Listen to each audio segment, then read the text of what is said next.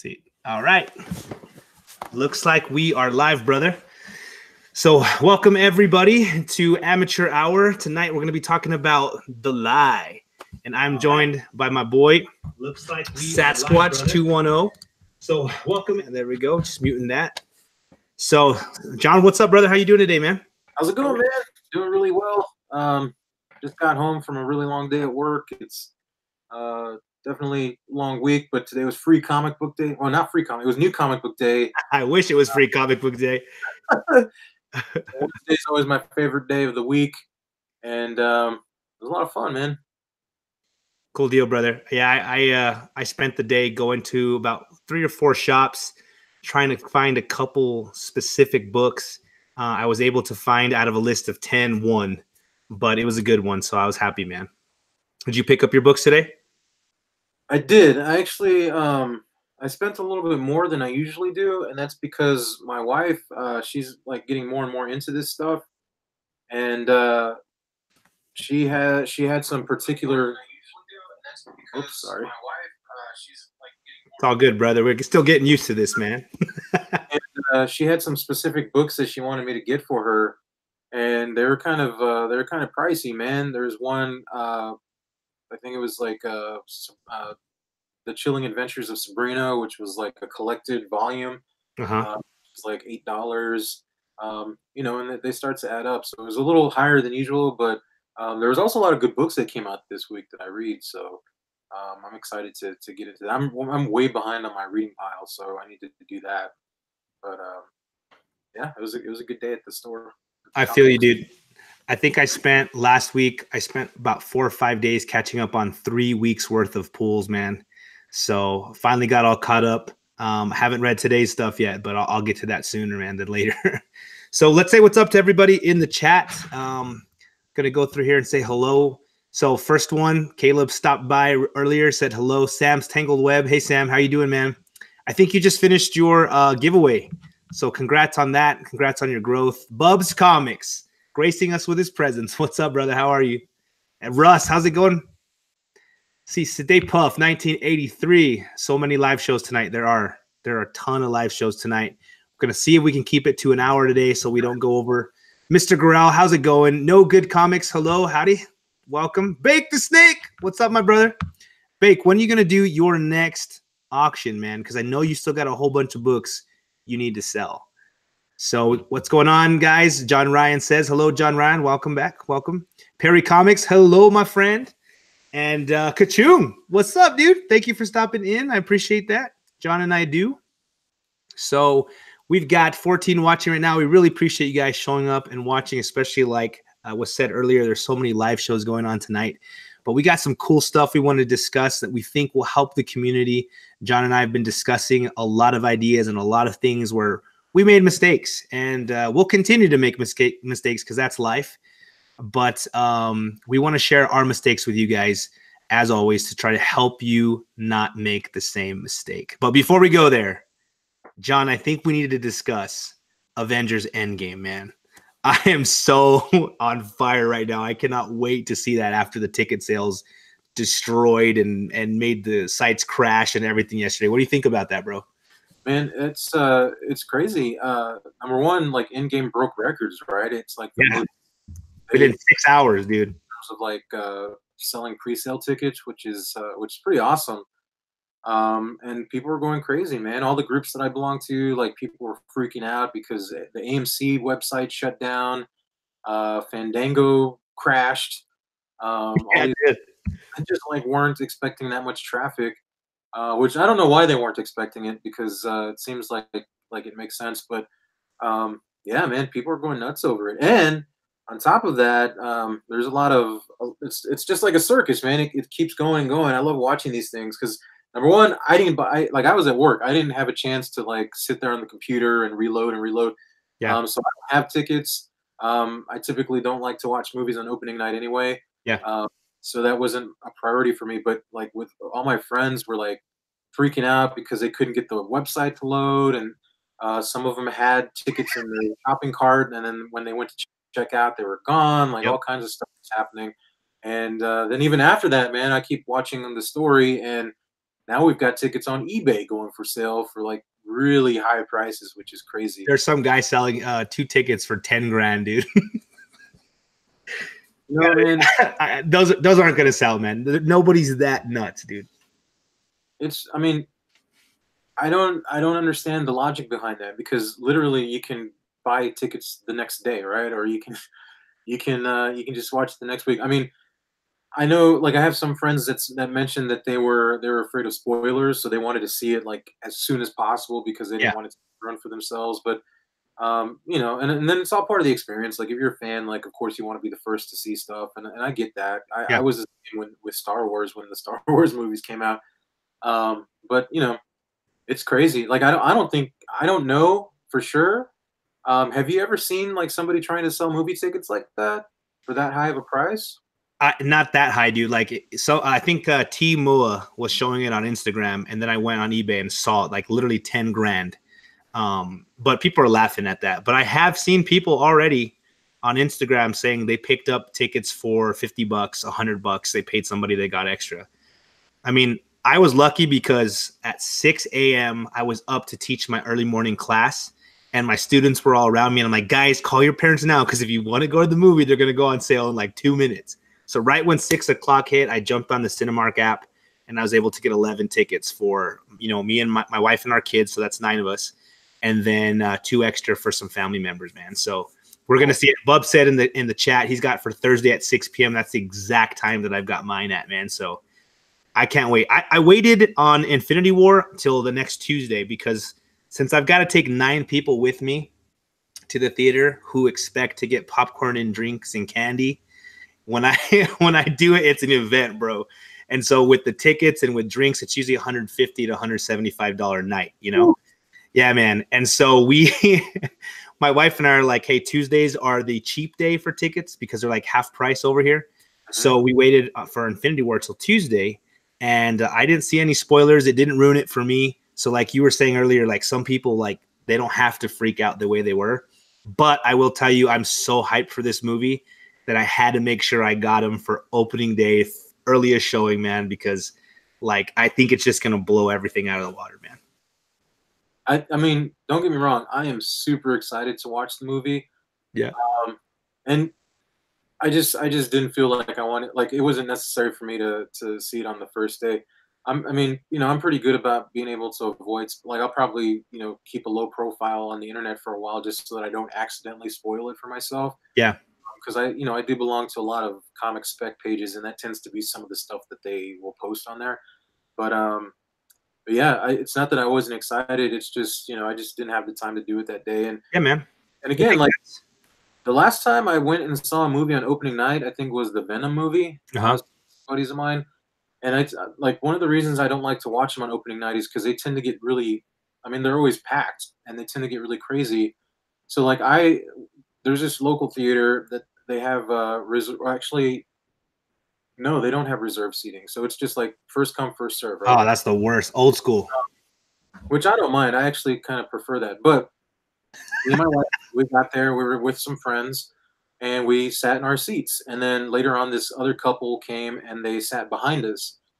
And this guy, I mean, the whole theater was packed. And this guy got mad at me and wanted to pick a fight with me because he said that I was too tall and that his wife or his girlfriend couldn't see over my head. No way. And so I was like, what do you want me to do, man? Like, there's nothing I can do. And number one, I got here first. Number Yeah. two, maybe you can switch seats with your wife and be a gentleman instead Yeah. of bothering somebody that you don't know. Yeah. And to be able to avoid stuff like that, like I'd much rather watch it on like a Monday morning at like, matinee showing where I Yeah. can go theater to myself and not have to worry about it. But Dude, dang, man, that I didn't think about that, but totally makes sense to avoid all that stuff. yeah, and the other thing too is like people will laugh and especially when the whole theater is packed, like, they tend to laugh too long and then I can't hear the jokes, or like if people are cheering, like, to me, like, and that's part of what makes it cool. But at the same time, like, I'll tend to miss stuff if like other people are talking or laughing or cheering or whatever. Yeah. So, and maybe that's just the old man in me. I like to watch the movies in an empty theater. You know what? You echoed exactly what Bake the Snake said. He's like, I actually stopped watching movies on premiere dates. People cheer, clap, laugh too long. you end up missing stuff. So he agrees 100% with you, man. And then Bub is saying that his son, if he doesn't see it on Thursday night, is going to go to school and have it spoiled for him on Friday. So he had to make sure for his boy. And that makes total sense for me, man, because my kids, when we waited to see Infinity War till Tuesday, they were like plugging the ears, running away from people, man. And that's part of the reason we decided to do it now. So, but it happens. So I teach at a high school, and that's actually happened at my school before. You get some students who,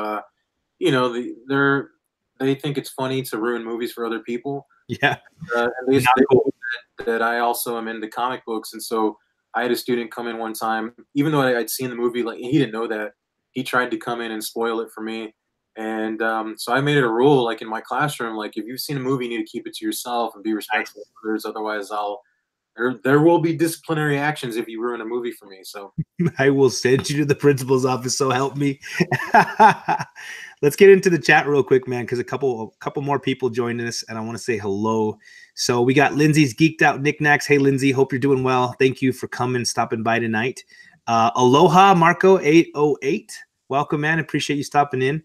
Let's see. John Ryan's talking about if anyone's in California to go check out a specific theater. A bunch of people are loving your shirt, dude. Tommy says, or Bake the Snake says, there is no John, just Sasquatch. So I like that, man. And then, hey, Comic Geek McD, what is up, my brother?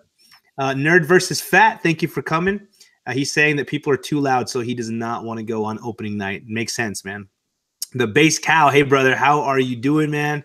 He also likes empty theaters, so he's just going to go on Saturday morning. Let's see. Caleb, he says, go to a theater near retirement community. My theater is never packed.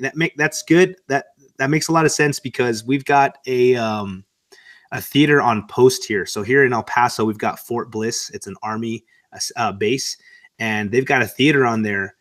And a lot of people have told me if you ever want to go see a movie on a night where it's opening night and you don't want it to be packed, go on base because there's not many people watching it. So you can find stuff like that near you. You might be able to see it early and get what you want, not too crazy packed of a theater. So let's see. And you know what, man? I'm going to see it, and then I'm going to go see it again, like within the next 2 days, man. So let's see. that sounds. I mean, I will say this. Like my advice is like number one. I mean, I guess you have one of two options because it's been confirmed, right, that it's like a 3-hour movie, which is awesome. Yeah. For those of you guys that have ever had to sit through a 3-hour movie, like number one, don't drink a lot of soda, or perhaps wear an adult diaper to the movie. That's an option. Right? If you're hardcore, man. Yeah, I mean, that's definitely something that people have done before. And just make sure that you're prepared for that. Yeah. My wife was telling my kids, she's like, all right, guys, we are going to not get drinks and we're not getting food this time. And you are going to use the restroom 5 times before we even walk into the theater. I'm going to take a little porta potty with us. Like we were just joking with them, man. But we were coming up with all kinds of things, trying to get in their head. Like mom does not want to miss the movie either because she's usually the one that takes the girls to the restroom. And I'm the one that takes the boys to the restroom. But since all my boys are older now, they can go on their own. And so she's still stuck taking the little girls to the restroom. And she's like, girls, I don't want to miss this one. And we're huge Lord of the Rings fans. So we're used to 3-hour movies, you know? Yeah. So, all right, let's see. Seawood showed up. Hey, Seawood, how are you, brother? And Rag718, Mr. 9.8 himself. How you doing, Rag? Let's see. Marco, that's my little brother right there. Hey, buddy, how are you, man? And I see Comic Geek McD said, last time I was at the theater, a young kid kept kicking me in the back of the head. It hurts more when you have no hair. I feel you, dude. I feel you, man. Dude, have you seen Kindergarten Cop? Next time you just got to turn around and tell him, if you kick me one more time and then snap a pencil, I'm going to do that to you. Do you remember that movie, dude? Have you ever seen it, Sasquatch? I love that movie, man. Yeah, dude. I just showed my kids for the first time. My younger kids, we hadn't watched it for like 5-6 years, man. So we showed the little babies it, and they were laughing their heads off in that movie, man. So that one and Major Payne. You remember Major Payne? I remember that one too, man. Dude, they just keep walking around the house, calling each other maggots and just doing all kinds of stuff with Major Pain, man. So, all right. Yeah, Comic Geek McD saying he loves that movie, bro. Hey, let me ask you a question. So if with all the craziness, like I mean, there obviously are people out there that are paying more money for these tickets. If somebody offered you $10,000 for your tickets, would you sell them? Yeah, man, just depends on who it is. Like if it was some desperate person that I know is going to hurt them, I wouldn't sell them. I'm just like that. But if it was some millionaire that's like, dude, I want to see it on that day, you've got 2 extra tickets, I'll give you 10 grand each. Heck yes, man. I could buy myself Amazing Fantasy 15 and a Fantastic Four #1. I mean, I would imagine a millionaire could probably rent out a whole theater to themselves. Right? He's like, everybody, actually, dude, I know a group of people here in El Paso that rented the entire theater on the first showing in like on the west side of town. Nice. So it's happening, man. It's happening. Oh, dude, my little brother just said he's making steaks. He is like the best steak cooker ever, dude. Like I used to love steaks when I was growing up, and then I fell away from them, and just my body changed as I got older, and I couldn't eat them anymore. And the other day, he's like, "Hey, let me make you a steak, and I guarantee it'll be the best steak you've ever tasted, dude." Now I want to go over there. We're gonna have to end this early, bro, so I can go get that steak. Yeah, man, that's crazy. So, what do you think about the preview, man? Did it get you excited? Oh yeah, man. So I, in addition to teaching at the high school, I am also the sponsor for the comic book club at my school. Nice. One of the things that we do is when we have our meetings every week, we go over or we make it a point to watch all the new trailers that have come out. So today we watched two of them. We watched the new Endgame trailer that I believe came out yesterday or the day before, Yeah, and we watched the Joker trailer, which was also very I good. haven't seen it yet. Oh man, it is amazing. But Endgame, yeah, I mean, I'd seen the trailer before. I mean, the previous couple of trailers. This one showed some totally different footage, and it was really. I had some students that started tearing up for some reason. They get really emotional about that stuff. But for me, I was trying to look for Easter eggs just to see if there's anything. I don't want. I mean, it's weird because I don't want spoilers, but at the same time, I'm really anxious to just know what's Yeah, going on. yeah, man. I think that it's going to be a fantastic movie. I mean, if it's anything like the last one, I truly believe that the last Avengers movie was probably. I mean, I mean, I'll go out and say like I think it was the best Marvel movie that I've seen so far. In terms of just like being action packed, I was like interested from the beginning to the end, and it was a kind of a long movie too, but it just like with everything that happened, like even towards the end, like I was totally bummed leaving the theater, man. Like Yeah, it definitely like hit me right in the feels. So yeah, man. I'm excited for this one. I'll go a step further. That was my favorite movie I've ever seen. Oh, So I'm serious, dude. Straight up. I got into comic books because of the Infinity Gauntlet. And that's what my brother-in-law that passed away when he came into my room when I was like a 9-year-old kid, dropped them on my bed. I started reading them. And that's what made me fall in love with comics. Thanos is my favorite villain, and Venom. So I get Thanos right there. I love Silver Surfer, Adam Warlock, Doctor Strange, like that whole Infinity Gauntlet feel. And when they brought it all together and I saw the gems coming together, it was just like my whole childhood, like all 20 years waiting for that thing to come out in the big screen. And it didn't disappoint, man. So it's up there with some Star Wars movies and The Matrix for me, man. yeah. So I'm excited. I'm so excited. With the way that they're hyping it up, it feels like it's going to be a different experience this time, because it's a huge like culmination of all these different storylines that have been interweaved like over the last what like 10 or so years. Yeah. And we definitely know that there's going to be some characters that we're not going to see anymore. Yep. um, not to spoil it for anybody in the chat, but a lot of changes are going to happen after this movie. Yeah. And I think that man, it's going to be one of those movies that you're just going to remember for a long time. I think. Yeah.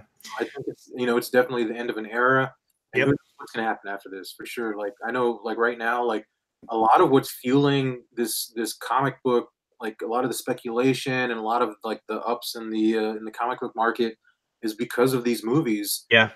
And so after we see some of our favorite characters, like I guess some of that's also fueled by the fact that they chose some really great actors to portray these characters, and Oh so yeah. changes, everything's up in the air, man. We can see prices go really high, or we can see them drop after the interest kind of wanes, or who knows, man. I'm really interested not only just to see the movie, but to see what like how the comic book market is affected after that. It's true. I was looking at the description on Cinemark's app about the movie, and it's saying this is the culmination and the ending of the last 10 years for this phase of the Marvel cinematic universe. And that got me even like more like freaked out, bro, because it's just like this is it. The last 10 years, the 22 movies, it's all coming to an end right here. And we're going into a completely different phase, new characters, new direction. So I've heard a lot of things, and I'm like you, I don't want to spoil it, so I don't want to say it for everybody watching here, but I definitely think like Bake and Comic Geek McD, they're saying that they got the feels when Spidey died. I think we're gonna have a lot of that. I think in the previews, there's a lot of CGC covering up outfits and reality, and they're giving us just a little bit of taste, but I think it's gonna blow our minds, man.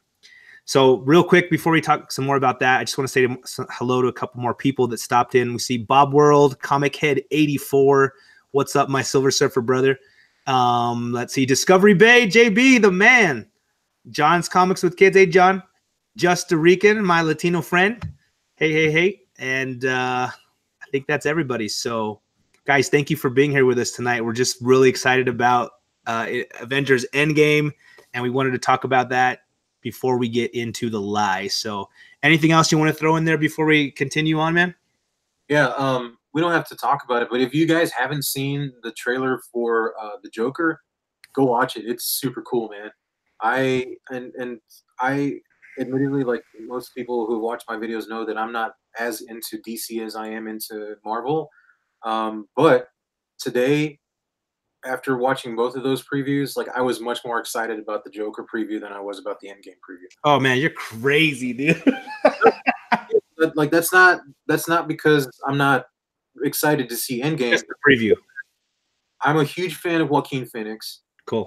and just to see I think that Heath Ledger is my favorite Joker. I know there's like there's a lot of people that would say differently, but I loved what he was able to do, and like since him like passing away and not being able to take up the mantle anymore, I Yeah. think there's been kind of this void that needed to be filled, which they tried to do with Jared Leto and some Failed miserably, man.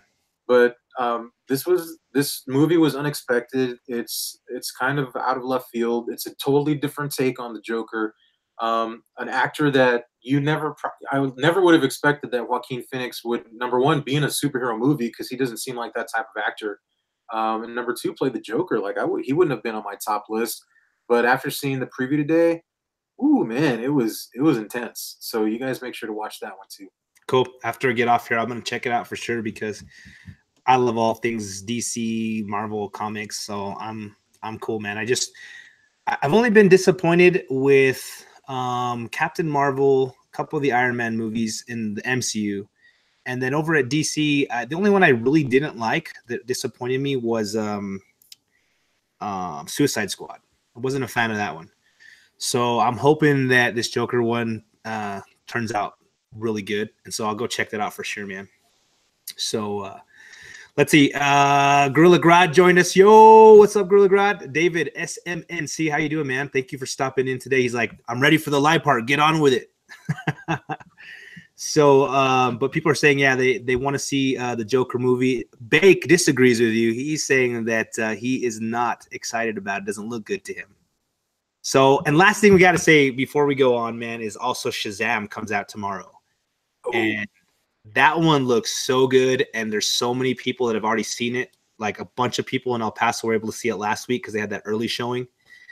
And man, everybody's telling me it's amazing. So I hope it is really good. I'm going to wait till Tuesday on that one and see that one next week. So can't wait. Yeah, Bake, it was hot garbage, man. I was not a fan of it at all, man. So David, I think Shazam and Endgame going to be so good. So good. I'm even excited about the X-Men movie, man. I know the X-Men movies aren't what they could be, but I'm not a big hater on them, man. I don't mind them. Um, and I mean, I hope it turns out good. I haven't walked away angry after seeing an X-Men movie. There's some that are not as good as others, but I'm even excited to see that one. So I like X-Men movies. I just think like they're pretentious, man. They're very pretentious movies. Like, I mean, because just I think I said last episode, like I love the movies where they start to bring a sense of humor into it yeah, because it reflects in comic books. And I think X Men for the most part, like, is a kind of a, I guess the style of writing in X Men is also in a way serious, but I want them to lighten it up a little bit and have some fun with it. Like it's just everything's so serious. It takes itself very seriously. There's always like the moral that they're trying to teach you, and in many ways, like I love how they've tied it into history and they've tied it into like the civil rights movement and like all this stuff. But it's like all intense all the time. And for me, like I would like for somebody to crack a joke every once in a while. That'd be yeah. so. I can see that. I mean, I think they could have done way better. The X-Men are the X-Men, and they're amazing. And I hope the MCU uses them right, man. So, having said that, man, I think we should move on. You good? I'm good, man. Let's start lying to everybody. I know, I know. Oh, David. He just said he heard in the post credit they're going to introduce Silver Surfer. Man, if they introduce Silver Surfer, or Galactus, or anything like that, it's going to blow my mind. Oh, here's the thing, and actually, I forgot to mention this earlier. Yeah. Again, I could be wrong because there's a lot of like bad information out there. But when I was saying that this is going to be a different experience, I read that this is going to be the first Marvel movie that doesn't have a post-credit scene Really? because it just ends here, and so that's it. Like they're not going to have a preview of what's coming up next. Dude, you just made my stomach drop. Like, I want to throw up, dude. Like, just thinking about it ending. Oh my gosh, dude. Yeah, I mean, that's why I said like it's not going to. I'm still going to sit through the credits just in case there's something there, but that's what I heard, man. I don't think they're going to have an end credit scene. Man, that would be nuts. I hope they do so they can carry us into the next phase. I hope we go into a cosmic into the cosmic realm, like Silver Surfer, Galactus, Fantastic Four. I think Annihilus is going to show up. We'll see, man. But even if they did that, I would be okay with it. I could understand it. You know what I'm saying? But, I, I, I hope they don't because, and this is very selfish of me, but it's because I haven't had the chance to buy my Silver Surfer keys yet. yeah. For a little bit longer so I can still afford it before the prices start. I mean, they're already super expensive, but if that happens, like I'd have to, sell my house to be able to afford it. Right? No, man. Luckily, I finished getting my Silver Surfer keys. But that is for another video at another time. So, yeah, this is who was it that mentioned this next to me? I don't know if you guys have seen these, but these are like the silver. It's actually like made out of silver, and it's pure silver foil. It got graded at a 10.0. Like, I just collect these. I've got the Spider-Man one over here, and Action Comics one, and Tech 27. So there's some books that I love, and I just got it in the mail, so I thought I'd put it up here with me. But no, it's not for sale. Yeah, those FF 48, 49, 50, Silver Surfer #1, a lot of those are spiking big time. So if you haven't grabbed your copy, you might want to grab it before we see that end credit scene if David is correct. Or if anybody wants to give one away or sell me one for really, you know where to find me. Right? Yeah. David, I got the Captain America one already, man. I already paid for it and everything. I can't wait for Avengers 4, man. So, you know what? Deadpool, it would be cool to see Deadpool. Those gold ones, though, have you guys seen these before? Sasquatch, have you seen these? What is it? So it's the silver foil. It's like a cover replica, but it's like foiled in silver. So all this stuff is silver here. That's like the Amazing Fantasy 15 one that you had. Mm-hmm. Yeah. But they make them in gold too. Except the gold one is so expensive, it's like $6,000. Ooh. Yeah, it's crazy, man. It's crazy. So But anyways, let's get into the show tonight, man. We got a lot of people watching. 24. Thank you guys for being here with us tonight. So it's amateur hour, and this is where we talk about the mistakes we've made as amateur collectors. And I want to tell you guys a story here. I'm going to take you back to the infamous LCS owner that screwed me over on the Star Wars ones, and that is the gift that keeps on giving. And that way we can talk about the lie. So when I first got into collecting comic books, I showed up at this guy's store, and right away he sucked me in. I was looking at everything that it was available, falling in love, and he knew it, and he was watching me to the point where one day he told me, and this is where this idea came from. He's like, "You've got the fever, man." He's like, "You got the fever," and when he pointed that out, I should have known. It should have been a warning sign. Wah, wah, wah. This guy knows you have the fever and he wants to exploit you. But I didn't. And so this is what happened.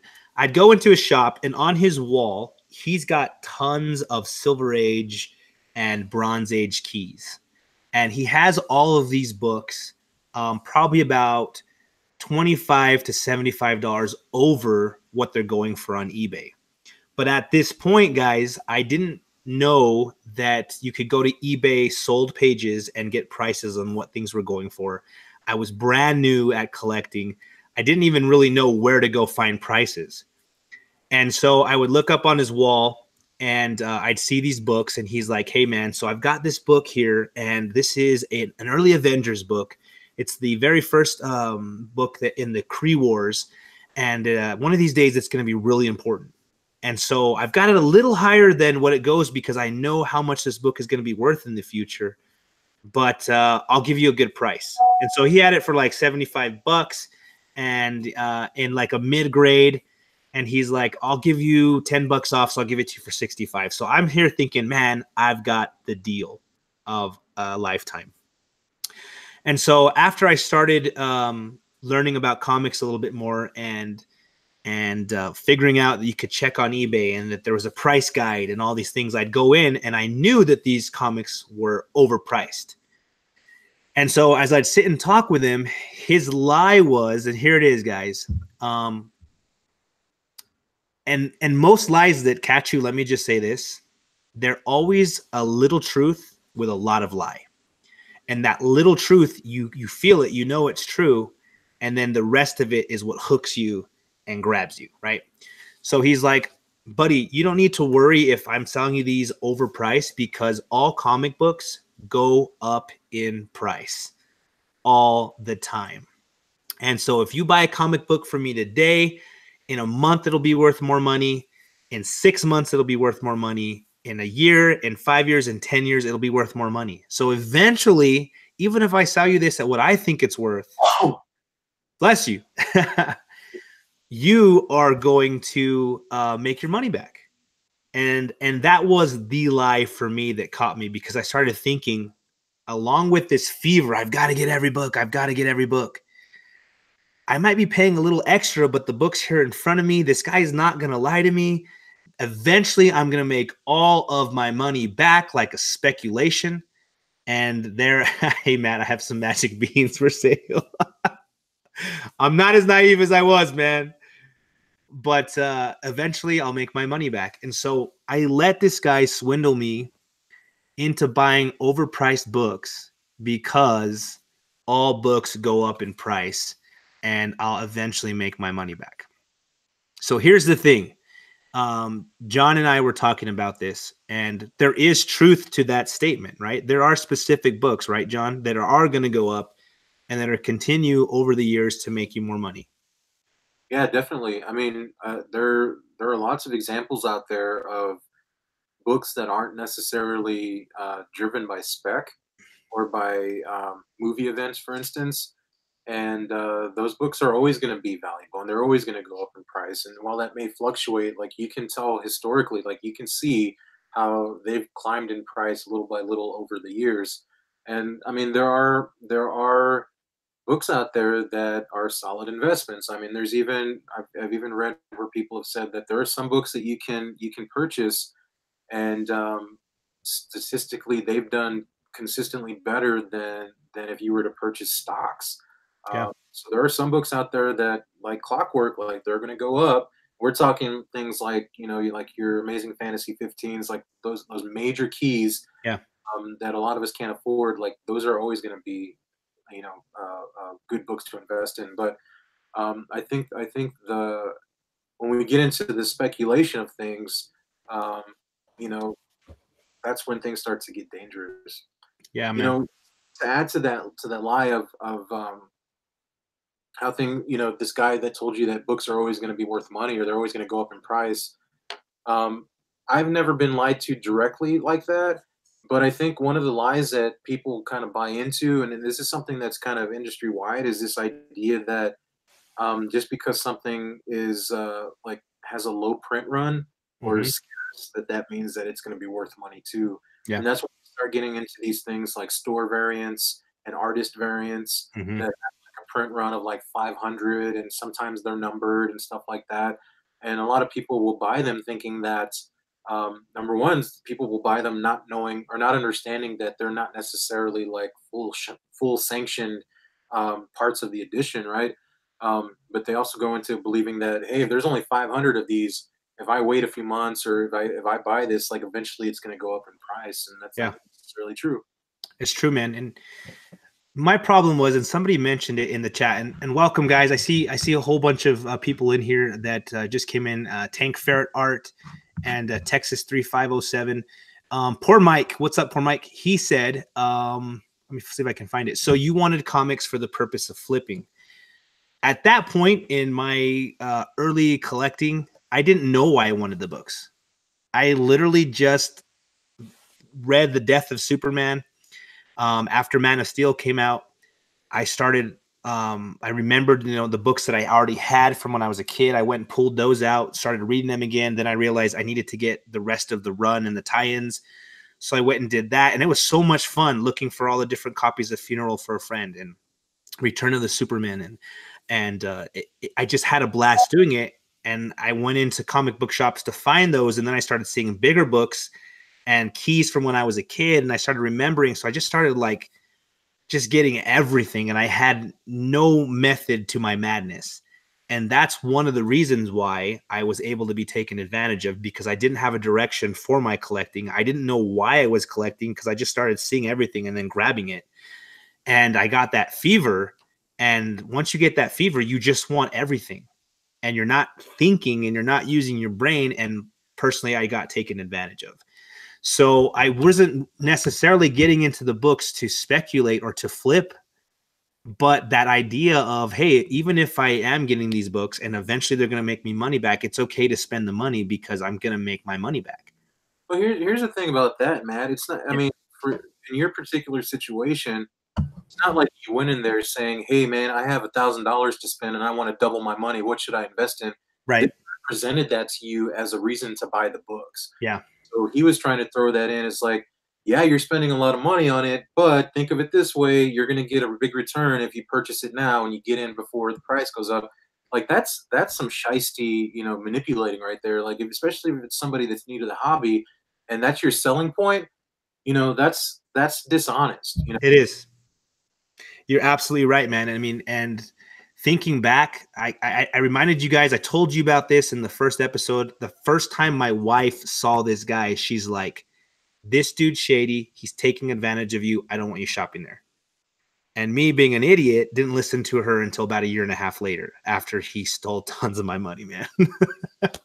So, I mean, he definitely played off of me being a newbie, me not knowing where to find prices, just making the mistakes of somebody with a fever that's brand new into the hobby, man.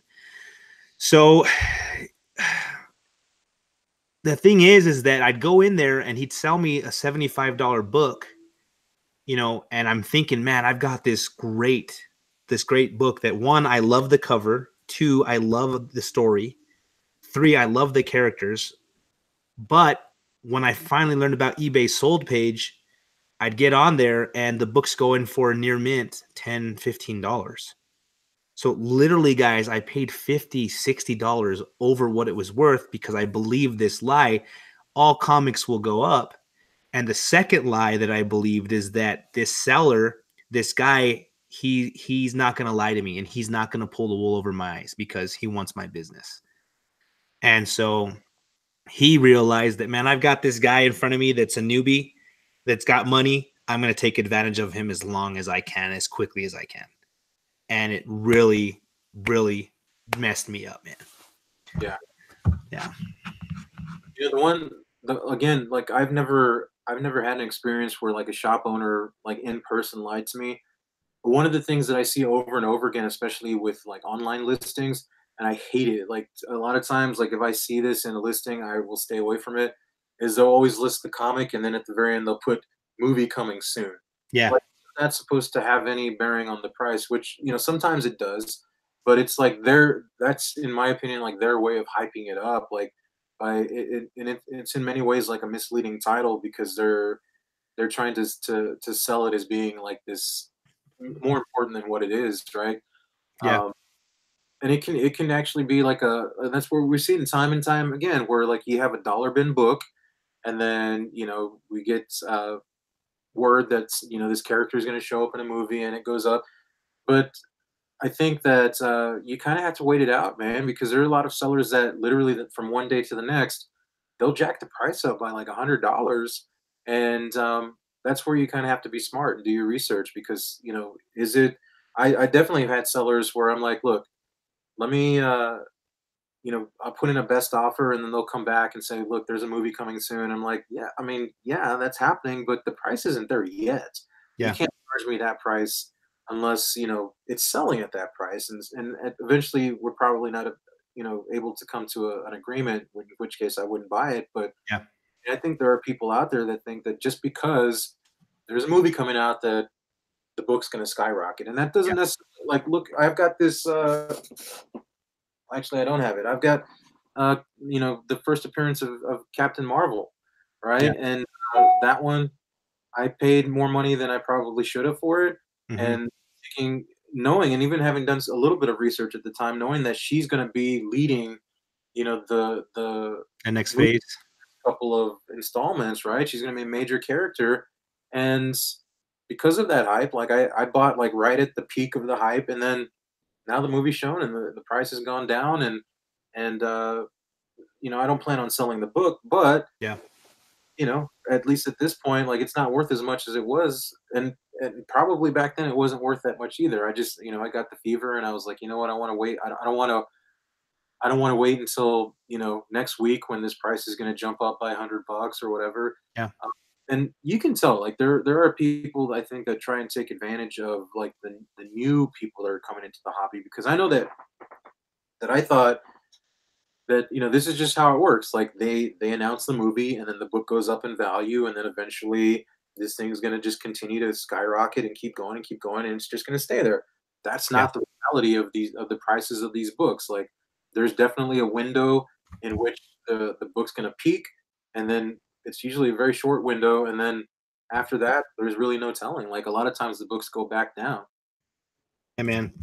Um, Bub's Comics is saying that he's got a lot of opinions on this, but they're probably not popular. Dude, throw them in there, man. We want to discuss them. It's totally cool. What I was thinking about what you said, John, is that um, as part of the lie, there are people that are speculators that drive up the prices. Somebody earlier was saying sometimes on eBay, those prices get driven up. And I know there are specific people that try to influence the prices.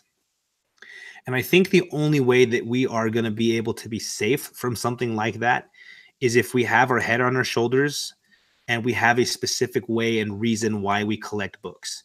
If we're speculators ourselves, right, we may strike gold, but that's going to be one out of every 25, 50 times. You know, for instance, today, right now, there are a couple of really hot books. And if you bought them at cover price or you bought them and you're a speculator and you're a flipper, you can make some good money. For instance, Tech 1000, the Alex Ross variant, you had to get that off of his website. I think it was like $50. Right now they're going on eBay today, $250 all day long. So there you go. You just made $200, right? The Hulk 16 variant. If you picked it up at cover price, I think it was $3.99, right? And you have it now, it's going for $115. You know, so there are those books, but if you're a speculator, you're buying those books just to flip them and make money off of people that might be making the wrong purchase at the wrong time. Because if you're buying that book right now at $100, there is a possibility that you're going to get a great book and it's going to keep going, like the Ghost Spider #1, and it's going to be $1,000 book. But there's also the possibility, and you have a bigger percentage, that you're going to buy that book. Someone's selling it to you, the Tech 1000, Alex Ross. You buy it today for $250, and then in 2 months, it's only going to be worth $70. In 5 months, it's going to hang around $50 to $70. You know what I'm saying? And so the thing that's going to stop you from making that mistake and losing out on money is if you're purchasing the book because you love the cover, because you love the book, and it's something that you just want to have in your PC, regardless of what the price is. You know, if you've got a budget and you're not blowing your budget and you're smart and you're like, hey, you know what? I know the Hulk 16 variant. It's beautiful art. I love this story. I'm going to keep this in my PC. So I'm cool with spending $50 on it and I have it in my budget. Then by all means, spend that money. You know what I'm saying? But if you're sitting here thinking like, man, all books go up and it's at $250 right now, and I better jump on it before it goes to $450, and then before it comes $1,000 book, well, why are you jumping on it? So you can flip it? Or are you just like stuck in the fever and in the hype, and you're just trying to get this book that everybody's selling already at a maximum price, and then you may just be throwing your money away? You know what I'm saying? So, I mean, let's see if anybody, let's see what people are saying in the chat, man. A comic geek McD had to take off. So later, brother, thank you for stopping in, man. You know, you're one of my faves. So David's saying everything goes up and goes down later, but if the story is told well and movie is made better, that book will sustain. And that's totally true, man. For instance, Action Comics #1000, the Jim Lee tour variant. When it first came out, it was $50. The book got so hot that people were purchasing it for $450, $500. Right now, you can get a 9.8 white pages between $100, $150. And so if you bought that book raw for $450 and now it's all the way down to 100, or if it's raw, it's like down to $50, $75, you threw a lot of money away, you know? And you're going to have to hang on to that until Rogal Zar comes out in a TV show or in a movie, and that book starts to go back up because that's his first appearance. So, but then at the same time, that Ghost Spider, we were talking about this one earlier, right, John? I mean, that book, if I wish I had jumped on it and I really thought about it and I skipped out on it. And now that I'm thinking, like, that would have been a book that I would have loved for my PC because Spider-Gwen is the bomb. She's now, after especially after Into the Spider-Verse, she is going to be a huge part of the Marvel universe. Like, everybody's fallen in love with her, and she's going to be around for a long time. I bet that's one of those books that's going to stay up there for a while. So it's always a crapshoot. You know what I'm saying? It's always a shot in the dark. You really don't know. There are certain things like I could have thought about that'll help you, but if you're speculating, you're going to get burned. If you're stuck with the fever and the hype, you're going to get burned.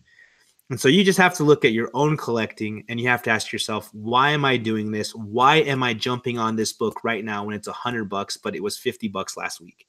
Am I doing it because I need this book? Am I doing it because I love this book? Am I doing it because I love the art? It's something I want to keep, or am I just in the fever? Everybody's getting it. I need to get it too. So let me just throw some money away. You know what I'm saying? Yeah. Yeah, so Rag718 saying Ghost Spider is not coming down. And I actually agree with you, man. I don't think it is. And that's a book that I'm thinking about spending some money on once I get my my eBay bucks. So let's see who else. What are they saying in the chat? He says, good point. You just never know. Poor Mike says, how old are those big price books? 30 years. We all have a long time to wait on that modern spec market, in my opinion. It's true, man. That's another thing we talked about, John, is, do I want to spend $1,000 on Ghost Spider, or do I want to spend $1,000 on Silver Surfer #1? You know, that's your personal choice. I mean, I'm not going to tell you what to do, but whereas Silver Surfer #1's Silver Age Key, you might see him in the MCU. I mean, that's a choice you're going to have to make, you know. Cobra Comics, what's up, brother? Thank you for stopping in, man. I appreciate it. Don Thomas, the Time Lord, hello, hello. Thank you for coming in.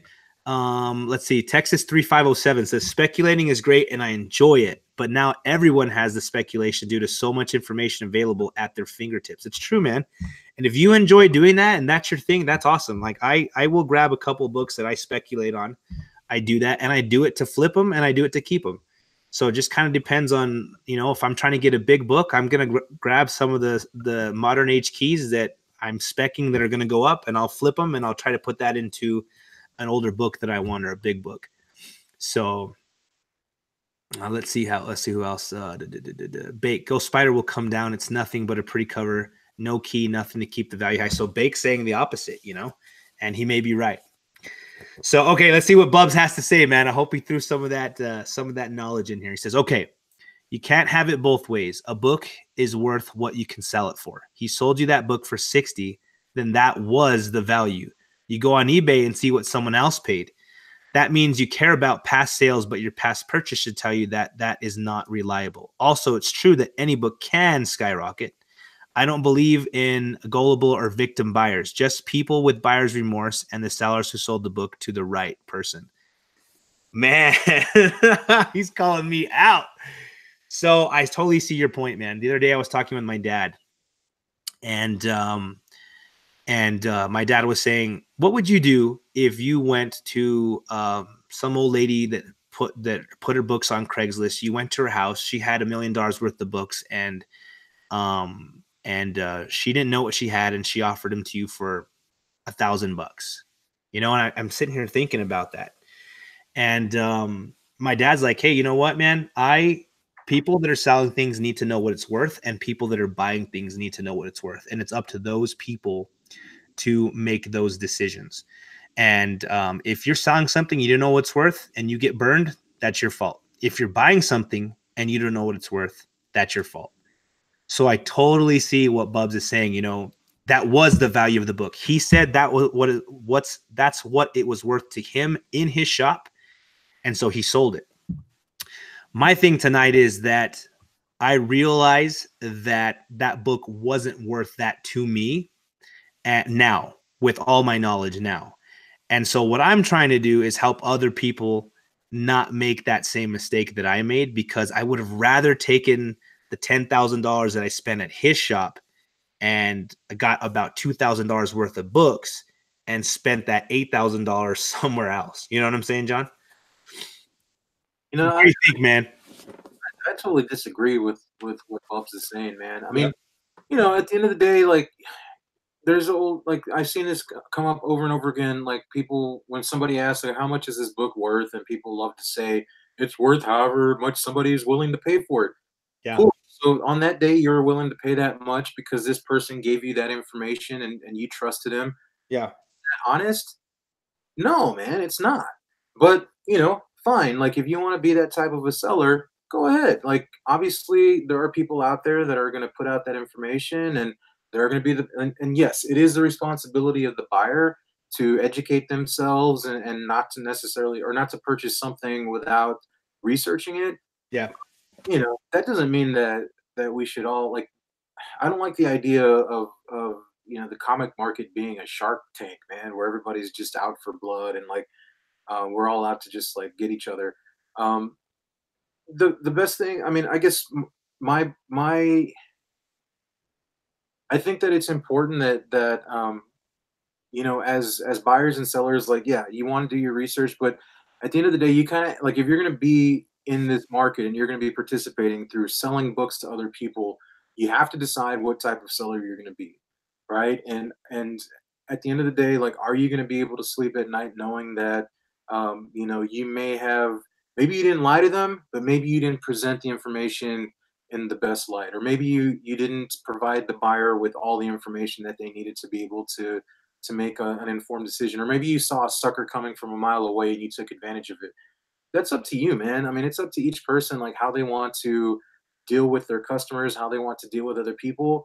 But I guarantee you, man. I believe that comic karma is a real thing, and if you do that to too many people, we live in the time of the call out culture, man.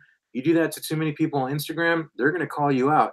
You do that to too many people on Facebook, they're gonna call you out. We've got rating systems on eBay specifically for purposes like that, and you know you don't want to be that seller that tricks people. Like, the books sell themselves, man. If somebody wants a book because it's their favorite character, they might be willing to pay more for it just because they want it, right? Yeah. Like, why would somebody be willing to pay $800 for a Ghost Spider variant that has, like somebody mentioned earlier, it's not a key issue or anything, because they want it, because they have the money to spend on it, because they want it. Now, can you explain to that person, or is there like any concrete evidence or like anything to back it up to say like this is why it's worth $850, or this is why it's worth this price? Well, I mean, basically because the market bears that price, right? It's supply and demand. But to be able to, like, to tell somebody, you should buy this variant because it's a 1 in 25 variant, and you know as we've seen from history, like, variants that are rare go up in price. Like, you don't have to present it like that, man. There's always going to be a customer out there for it. And as a buyer, there's always going to be another book that's going to come along. You just have to figure out, like, what type of person do you really want to be in this whole situation. Like, Yeah. and I don't know. I prefer to be the person that's honest. And that's actually really frustrating, to hear that comment, just because. And I'm not angry or anything. It's just, I would like to see like a little more. I don't know. I guess in my opinion, like, I feel like as a seller, like, we have a responsibility not to try and like screw people over. It happens all the time. But again, Yeah. like I said, karma's a real thing, man. And if that's the type of seller you're going to be, then either somebody's going to take advantage of you someday, or you're just not going to get repeat customers. And Yeah. ultimately, that's probably the worst thing that could happen. Yeah, man. I think if he had have been honest with me, man, I'd still be shopping there and he'd have a ton of my money. You know what I'm saying? And the thing is that he presented himself as a kind of guy that was my friend, was looking out for me, was being honest with grades and prices. And sometimes he told me, hey, man, this is what this book is worth to me. So this is what I expect you to pay for it if you want my copy, which is somebody was saying that in the chat. Okay, you know what? I bought it and I knew that he said this is worth for me. And other times he's like, hey, this is a 7.5. This is what I'm asking for it. And then I'd get it graded and it'd come back a 4.5. I mean, so the guy was shady for sure. And I think that it's important Bub brought that up because it's going to help all of us make better, more informed decisions. Because there are people like this out there that will tell you it's something that it's not, or will overprice their books, and because you got the fever, you're going to spend the money. And I really want people, just if you go in somewhere, you see a book you want, use all of your options that are available to save yourself some money, man. Look on eBay, look on Go Direct, go get out your Overstreet guide, talk to your friends about it, get on Instagram, check Instagram and see what people are selling it for. See if you can find a nicer, cheaper copy for yourself somewhere, I mean, I don't buy a book anymore until I've looked at Instagram, eBay, Heritage, Comic Link, talk to my friends, see if anybody I know has it. And then once I find the exact copy I want at the best price that I want it, that's when I pull the trigger now. And now that I do that type of shopping, when I go into a place and guys are like, hey, this is what it's worth. Like today, I found the Incredible Hulk variant 16. And I was actually on the hunt for it to see if anybody had a Dial a Friend, exactly Rack 718.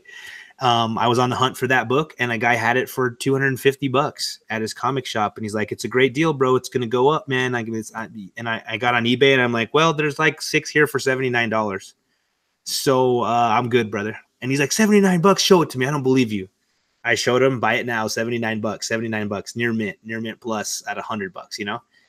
So I'm like, hey man, that's cool. You want $250? You sell it for $250. This is your shop. But as for this guy, I could get it for $79, man. So I don't need to buy your book.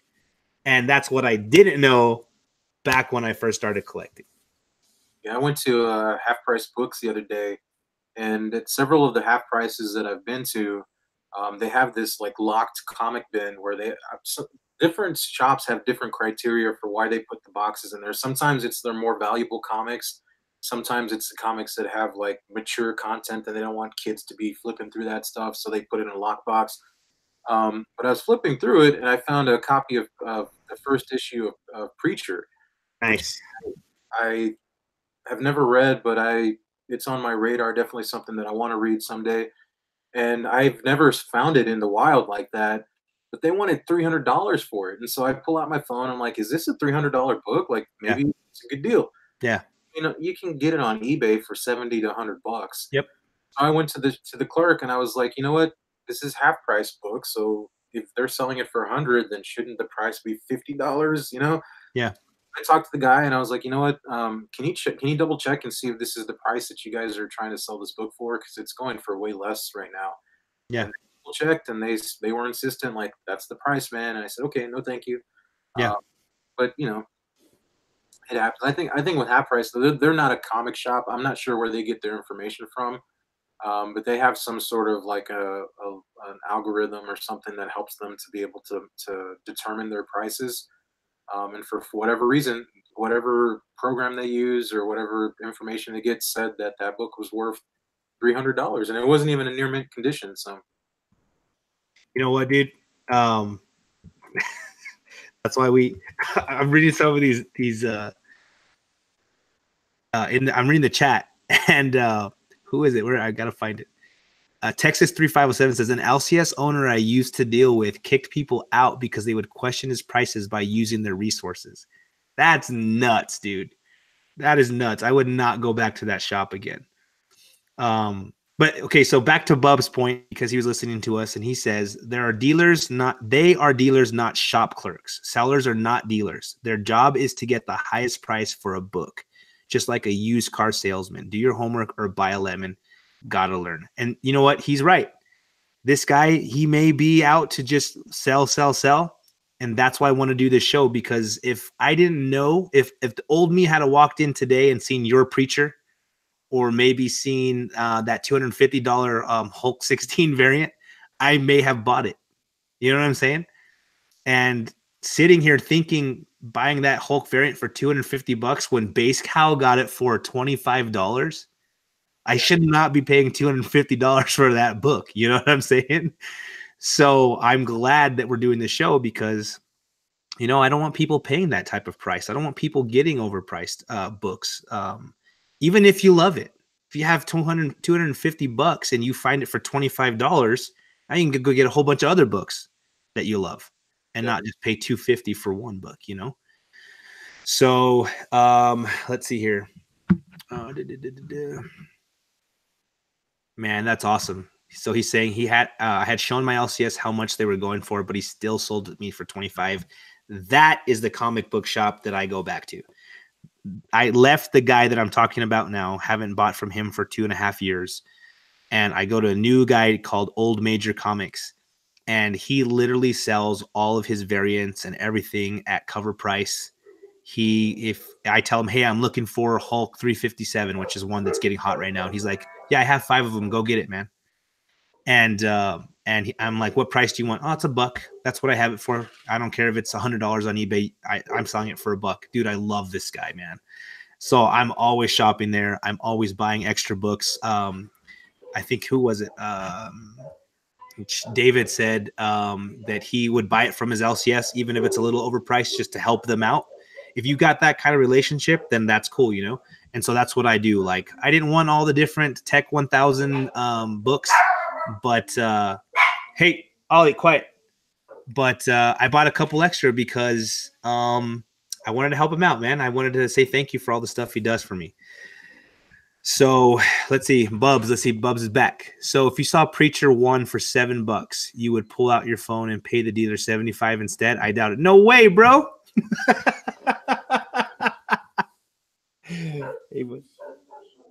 That's, I mean, that's a completely different situation, man. Like it's one thing, like if you find, especially at a place like Half Price Books, excuse me, I've heard stories. Like I had a friend on one of these Facebook groups that said that he went to Half Price Books and he was able to find the giant size issue of Superman versus Muhammad Ali, which is like a $200 book all day long, and he was able to get it for $5. And those books are out there. Like that's not what I'm saying. Like I'm not saying that that whatever information you can find is like the I don't know, like it shouldn't necessarily determine like the charging price. Like if you're able to find something for cheaper, cool, buy it for cheaper. Like there are a lot of shops out there who don't follow these speculation pages. You get a hot book, like remember when Naomi blew up and they were selling it for like $15 online? Yeah. My had no idea what was going on, and they had a bunch of books on the rack. They were going for cover price. Like it's the not everybody's out there like with their finger on the pulse like that. My issue is with people who are like, and again,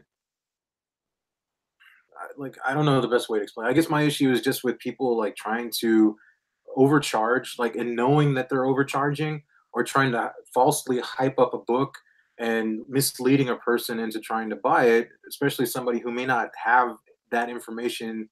Um, Not that it's not available, but maybe they just don't know that that information is out there or don't have the tools or the knowledge to be able to look up that information.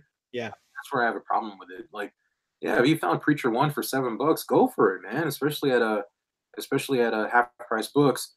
By that same token, like I forgot who was saying that they saw the or they who found the 1 in 6 or 1 in 25 variant for $25, and they showed their LCS that it was being sold more on eBay, but the LCS still sold it for the same price. Yeah. Like Base cow. it depends on what your relationship is with those people. I think. Is that bad? Like if you get a really good deal, is that bad if you don't tell the seller the information? I don't know. I don't necessarily think that. I don't necessarily think that that's as bad as you trying to trick a buyer into into purchasing something for higher than what it's worth. In my opinion, and this might you might disagree with this, Bub, but in my opinion, I think the seller has more responsibility to know their stuff than the buyer does, in terms of like what they're selling. So just like you're saying, well, as a seller, or as a buyer, you should do your research. You should know what you're buying before you go out and buy a lemon. Cool. Well, the seller has the same responsibility too. Like you should know what your books are worth before you put it out for sale, and not necessarily, put something out there for cover price or for $10 when it can easily be sold for 200 or $300. Now, the only time that I will say that maybe the exception to the rule is like if it's a little old lady situation. Like I've never been in that situation. I haven't found myself to be in that situation, but just like what you were saying earlier, Matt, like if there was a little old lady that was trying to sell her, husband's collection for way less than what it's worth, I probably would say something. I would feel bad, you know, taking that from her. Now, if you give them the information and say, "Hey, ma'am, you know what? These things are worth a lot of money," and if she's still like, "Well, I don't really care. You take them. My loss, your gain," then cool. But there are people out there that just don't know any better. So Yeah. actually, I'll give you Matt. We talked about this before. So I have a friend at school. He's a fellow teacher, and he asked. Well, so he knows that I'm the sponsor for the comic book club, and he said, "You know what? I used to collect comics when I was a kid, and I have boxes of them. Would you like me to bring some of these in so that the kids can read comic books during y'all's meetings?" And I said, "Yeah, that'd be great." And he didn't know what they were worth. Still to this day, like doesn't really care about what they're worth. But he brought these like three short boxes in, and so I started going through these things, and I was showing Matt this like right before we started talking. I started going through these books, and he basically had like a almost an entire run of the Amazing Spider-Man that he started collecting like back in the 70s. And like some of these books are like going for like I mean, these are like the hot keys right now. Yeah. And let me just kind of show you guys. So we've got like books like, I mean, that's hot right now, man. The first Hydra Man. That's Uh, awesome. we've got like the first Normie, Dr. Ox, or yeah, Doc Oxon, first Madam Web. The one that I like really kind of floored me was like, I don't want to have to go through all of these, but I mean, it was just like I was flipping through this thing and it was like key after key after key, like all of these. And some of them are in like this one's in pretty good shape. Like some of them aren't in that good condition, but he was just trying to like pass these off to me like, here, these are worthless, like use them as tools for so that the kids can get this enjoyment out of them. And he probably would have just let me have them. So the reason that I have them is because, and this just happened today, as a matter of fact, is because I brought him home because all he had them in like this big like Tupperware container, and I'm gonna like clean them up. I'm gonna put them in some bags and boards, and I'm gonna label them with what the key issues are, taking them back to them and say like, here you go. Like, don't allow students to look through these things. Don't give these away. These are worth money. If after that he decides to give them away or he decides to sell them, like he can do whatever he wants, but I wasn't going to allow him to, take these things that are actually worth money and possibly have them ruined because he didn't know any better. Now, after he has that information, if he decides that he still wants us to be able to, flip through them or whatever, then that's his prerogative. But at least I'll be able to go to sleep knowing that, I tried to provide him with the information that I know with my knowledge, and hopefully he can profit from it. Maybe who knows? Like if he's still confused after that, I even thought about trying to see if he wanted my help selling them, just because that can be intimidating to somebody too who doesn't necessarily know how to do it. He also doesn't have access to the same audience that I have access to. Like I have my Instagram page where I've cultivated relationships with people who are interested in purchasing stuff like that. Yeah. Um, he doesn't necessarily have access to those people. So if I can help him to do that, I think that's the right thing to do. Yeah. As somebody that owns a business, um, I often have to go into people's homes or into commercial businesses and give them a quote, you know? And I have to say, okay, you want to add some grass, some trees, some rock. You want to add some sidewalks and some fake grass or whatever. And this is what I'm going to charge you to for my company to put this in for you. So I do a lot of selling for my business, and I have come to a point where I'm like, I will not do a residential job unless I make a certain amount of money. I just won't. So I will go to people and I will say, they'll ask me, hey, can you come work on my irrigation and can you put in grass in my backyard? And I'm like, okay, yeah, for sure. So this is what it's going to cost me. I figure that out. This is how much profit I want to make. And then this is the extra that I want to bring home to myself. And I won't do it for any less. So I see Bub's point. I get it, because there are some jobs where I'm like, I'm not going to go do that job unless I'm bringing home $2,500. I just won't do it. So if you want my services, we're going to do the best job that you can get in this town. We're going to do it beautifully. It's going to work right. But I'm going to make a good amount of money. And if you don't want to do that, you want to go with just some guy that's down the street, your neighbor, that will put it in for $2,000 less, then by all means go for it. So I see if somebody's selling a comic book and they're like, it's the LCS owner, and he's like, I want $75 for that book. I don't care if it's worth $5. I get it. But at the same time, when I'm going to those people's homes and I'm saying, hey, I'm going to put in a sprinkler system, but I don't have a license, which I do. But I'm saying if I didn't have a license and I wasn't going to do it correctly, but I was still going to charge that amount of money, there's a certain amount of lying and taking advantage and cutting corners that goes on there that to me is just unethical and wrong, you know? And I think for tonight, I just wanted to get across that there are people out there to take advantage of you, and you've just got to be aware. And that's pretty much what Bub was saying too. You know what? You're going to buy a lemon if you don't do your research. And so that's what this show is. It's research. To my good friend like Russ, RLM Comics. He recently just came from the pop world into the comic book world, and I see him getting books and he's posting them, and I'm so excited for him. And I just don't want him to get taken advantage of because he's got that fever and he's brand new in this part of the collecting. I see Discovery Bay Comics. That dude buys everything, man. And I don't think he's still in here. He probably went over to Comic Core or something else. But, there may come a point where he's looking back and saying, did I really need all of these books that I got? And if he looks back and he's happy with it, like somebody mentioned in the chat, then good. He's happy with it. But that's why I wanted to do this tonight, just to let people know what happened to me. I'm not happy with those purchases. I feel like I was taken advantage of.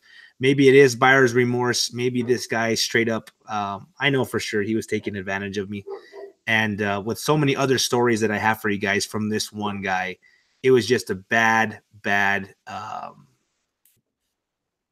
choice on my part to shop there and to continue to shop there after I started seeing things like, hey, here's a $75 book, and then I go home and do the research and find out it's worth 10.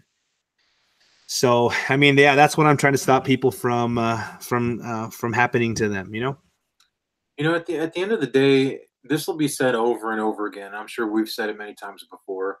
As long as you're buying stuff that you like, at the end of the day, like, you should be okay. Like, yes, if you overpay for something, it doesn't feel good, especially if something went, like, for instance, people like, one of my favorite covers, that was a more recent cover, was that Matina Gamora cover, the one Uh-huh. with the knife in front of her face. Like, I think that's a beautiful cover. And that was going really strong, right? That one was selling for a lot of money. And then when the news came out that he was a tracer, or that he borrowed from other people's artwork, prices definitely took a hit. Yeah, they did. They There's did. no way that we could have seen that was coming. There's no way that people could have seen that coming. And I think in those situations, um, you know, I do definitely feel for the buyers, but I think that regardless, like, if somebody bought that cover because they think it's a beautiful cover and because they love Gamora, regardless of how much it costs, like, they're gonna hold on to that book because they love it. Same with, like, for like, the one book that I have in my collection that is that way for me is, I've got issue number one of Saga. That's one of my favorite books that I've ever read, Yeah. and I went out and hunted it, and I was able to get a 9.8 graded copy. And I don't keep that because it's worth money. I don't keep it because I'm speculating that it's going to go much higher than it already is. It may or may not. Who knows? But I have it because I love the book, and it's great. If if it And I guess the question I'm thinking in my head, like, what happens, like, if Saga ever gets optioned for, like, an HBO show, or if they get optioned for a movie, I'm sure the prices will go up on that. Will I sell it at that point? I don't know. I mean, I can't answer that question right now. I guess it depends on how high the price is, right? But um, I do love that book, man, and it has nothing to do with how valuable it is. It's just because I like it. I'm a big fan of it. So that's the one. Like, if tomorrow I woke up and that Saga was worth only $20, would I feel bad about it? Yeah, probably a little bit, but I'm still gonna keep it. I'm gonna love it. It's a good book regardless. Yeah, You know, man. that's something that is happening a lot right now with Walking Dead fans, man. The Walking Dead was a hot, like, it's still a hot book, right? It's Yeah. very expensive, but it peaked. I don't know what the highest price. I'm sure it's probably around 2,000 or something like that. But the show's not as popular as it was because it's got a lot of new characters, and the story's kind of slow, and it doesn't have Rick Grimes in it anymore. And I'll tell you this, dude. I am still loving the heck out of it, though, dude. So many people stopped watching it, but I just finished the latest episode earlier this week. Freaking love it. Yeah, I think I watch it every week too. It's still a great show, Yeah. but I don't have skin in the game. Like, I don't have that copy. I couldn't Yeah. afford it, and but there are people out there that are still trying to spec on it, and they're wondering, like, should I sell it? Should I keep it? And there are people. I love it when I see people out there that are like, you know what, I'm gonna keep it no matter what, because I bought it when it first came out because I loved the book and I kept it, and I Yeah. even when it was selling for $2,000, I still held on to it because I loved it. And it's I think that's important. I think a lot of people lose sight of that. Yeah. And people were talking earlier about how speculation is all part of the hobby, and it certainly is, and it's all, in my opinion, it's a lot of fun. Yeah. Um, but I think it. I'll never try and tell people how to spend their money or what to do in their own collecting. But I mean, uh, Sorry, dude. People are just saying funny stuff in the chat. Keep going. I didn't mean to cut you off, man. okay. But I think that the best piece of advice that I can offer you is collect the things that you really like. Yep. Like we were talking about Silver Surfer earlier. Yep. Those Silver Surfer covers are expensive, right? And Yep. I I'm not even necessarily like I haven't read a whole lot of Silver Surfer. I told you last week, like the reason that I want it is because I think that's one of the most beautiful covers that I've ever seen. Silver Uh, Surfer 1. yeah, so just the way that it's like that turquoise with the red, like the way that pops, like I love those two colors together. I love the image of him like with the planet Earth behind him. Yeah. There are some reprints out there. There's like a Marvel Masterpieces reprint, Hmm. same exact cover. It still has that vintagey look to it, but they use different colors in the ink. And so I thought, yeah, I could get a really cheap copy of that, but it's that first one, man. Just the colors of the ink that they use are just you can't I don't know, it doesn't get any better than that for me, so Yeah, man. my grill is So, so check this out.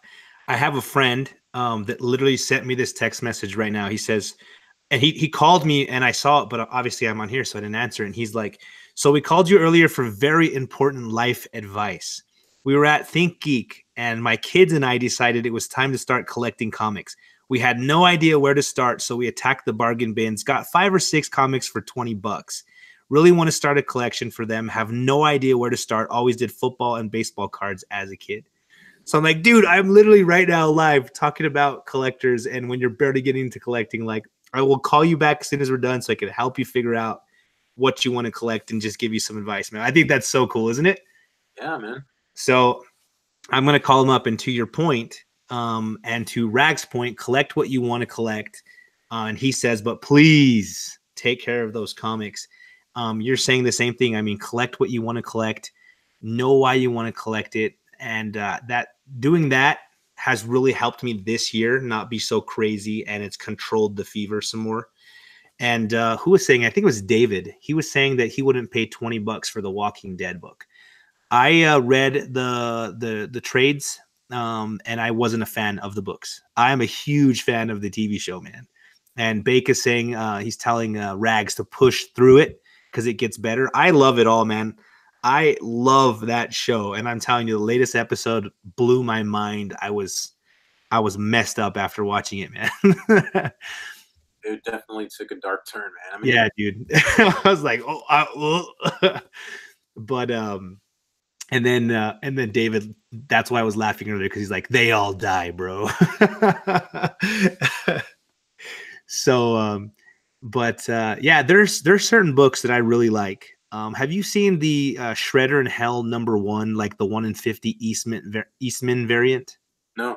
It's like it's a blue cover and it's got Eastman's drawing of Shredder, and it's just Shredder in the front. And I think it is the most beautiful, cool looking cover, man. I love it, and I've been back and forth if I want to spend the $75 on it. And but that's a book that I could care less if it's worth more or less. It's a book that I love the cover, and I would totally love just to own that book for that cover, you know.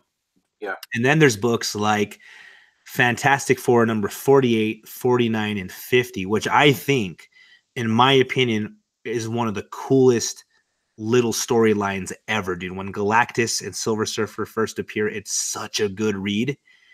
Then I love those characters. Silver Surfer is one of my top 5 favorite characters ever. So that's another reason why I'd collect that book. And then Jack Kirby art. I mean, just so much goodness in those books that David was saying earlier, he'd pay premium. I would pay premium for those books too, man.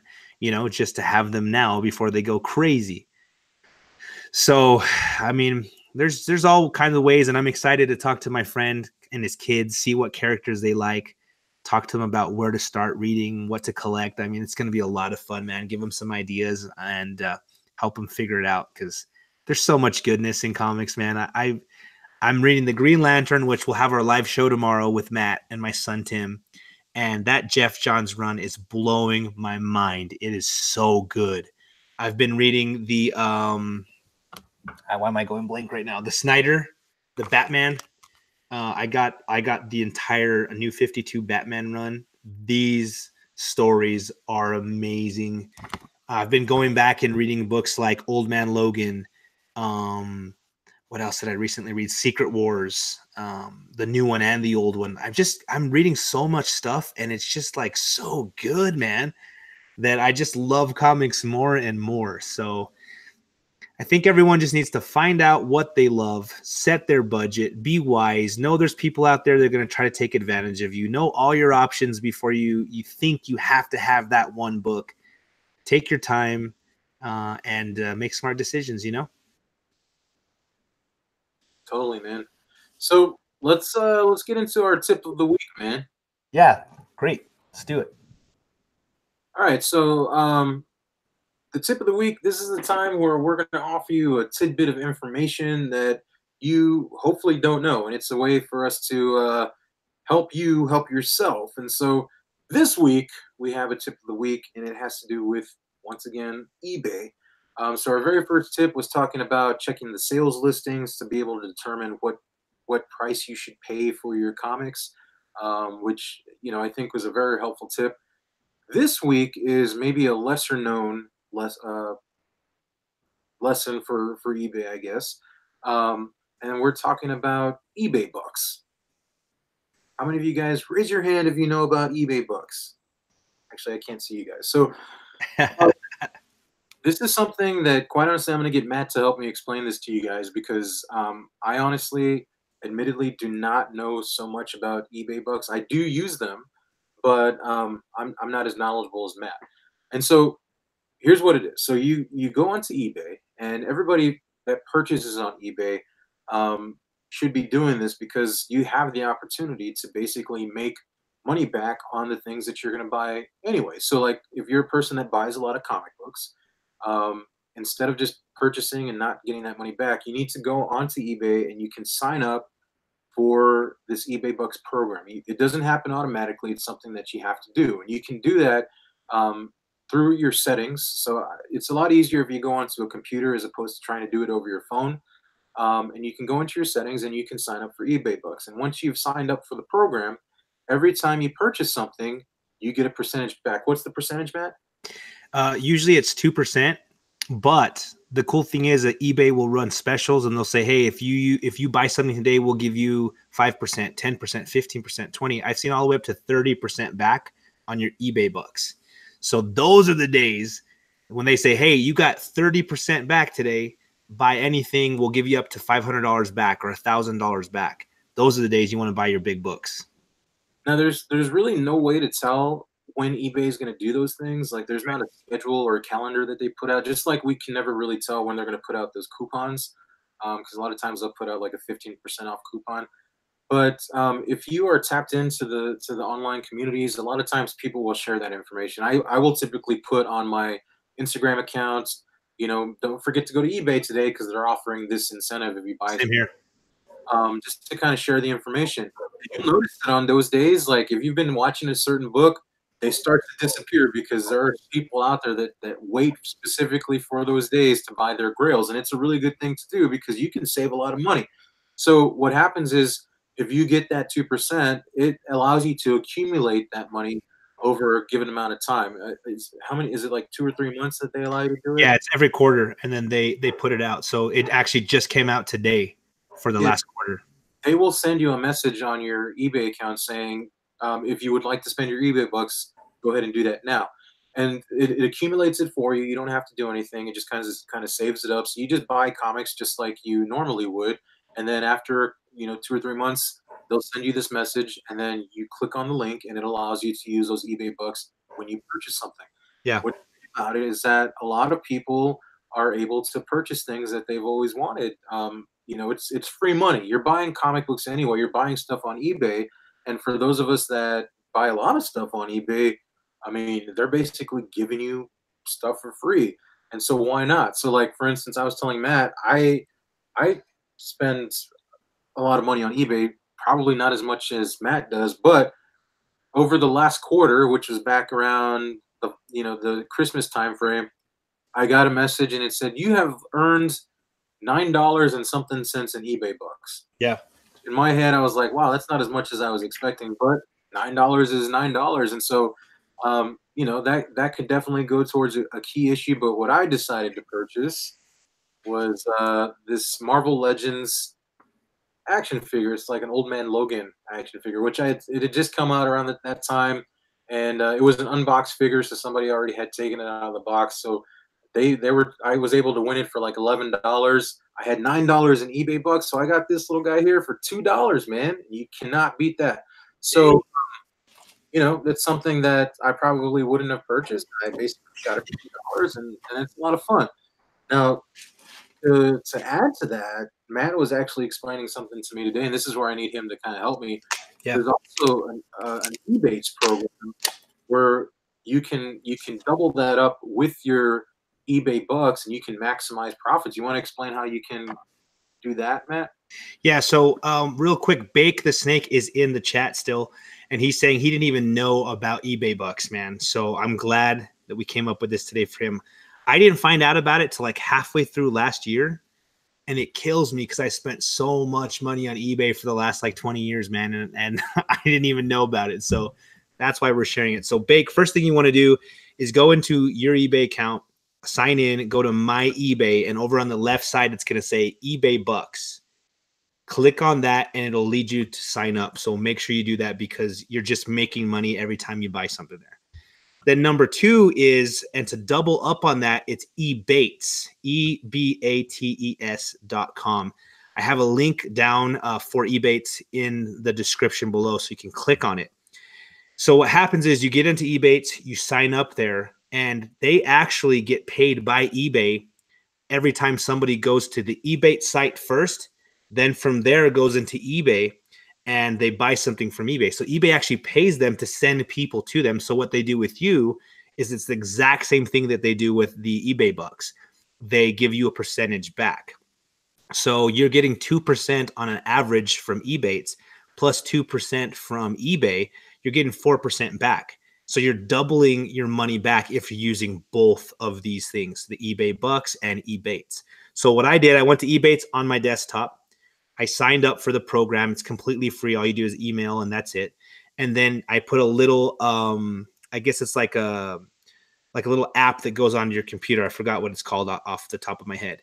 And so every time I'm going to buy on eBay now, it says, do you want to, a little thing will pop up, a little window, and it says, do you want to activate your eBates percentage back today?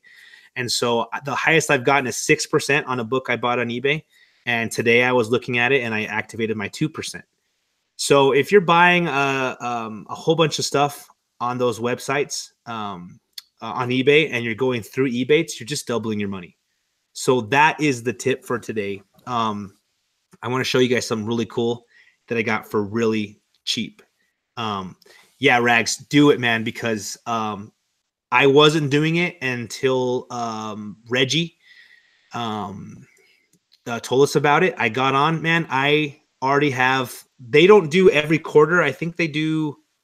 I don't know what they do because I'm more new to it, and I've only gotten money twice from them now. But my next my next chunk of money is coming out in May, and I think I already have about $400 saved up in there. Plus my eBay dollars that I got today were like 300 and something. So right there, I've got 700 free dollars. Like I didn't just free, guys. $700. So on my last eBates and I'm on my first eBates purchase and my last eBay bucks, I got this book, guys. Okay. So this is the first time I'm showing anybody this book.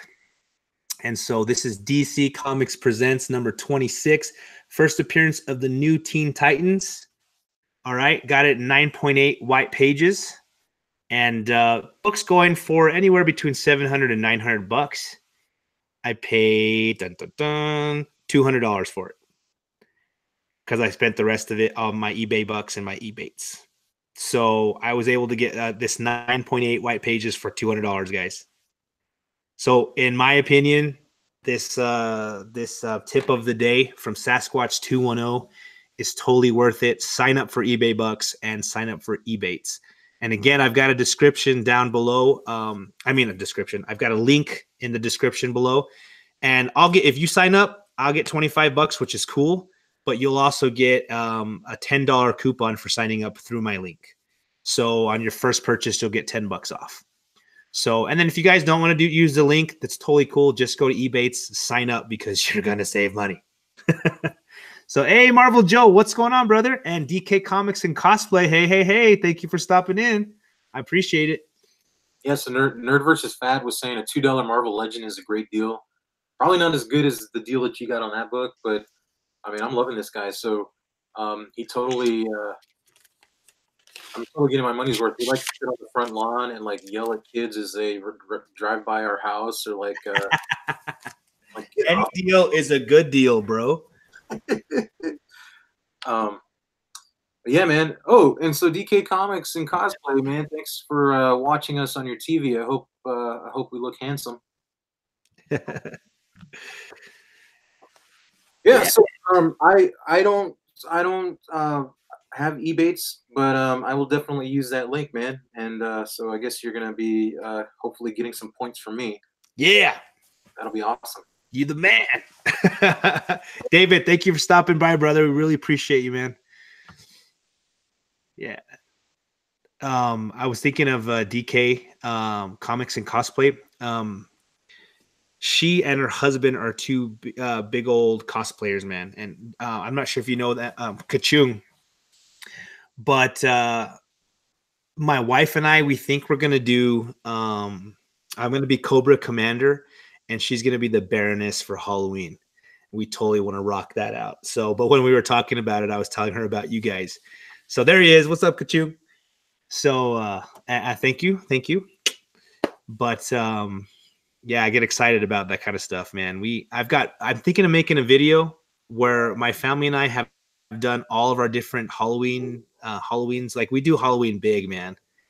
And so like 2 years ago we did Star Wars, and then we went to the movie dressed up as well, and it's a lot of fun, man. Dude, So I'm just gonna throw this out there as a suggestion because I could see this. I mean, Cobra Commander is definitely cool, but dude, you've got the haircut for Destro, man. All you gotta do.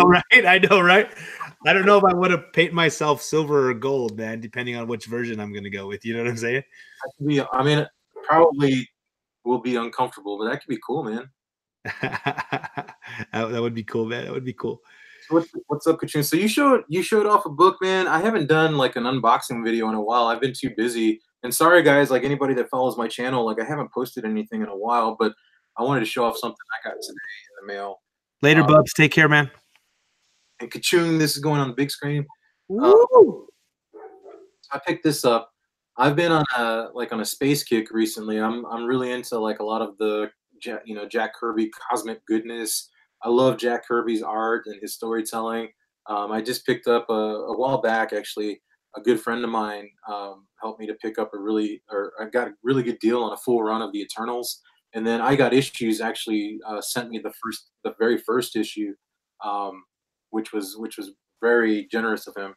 And so I've just been like on this kick, man. Like I love Kirby's art. I love what he does with like these cosmic stories, and this is something that, like for instance, with the Silver Surfer, like that's way out of my league. Like I can't afford to buy that book, especially a graded copy of it, or even a high grade copy. And this is a mid grade copy, but this is something that's still within reach. They haven't really announced, at least as far as I know. Well, actually, no, that's not true. They have announced that they might make a movie out of this one.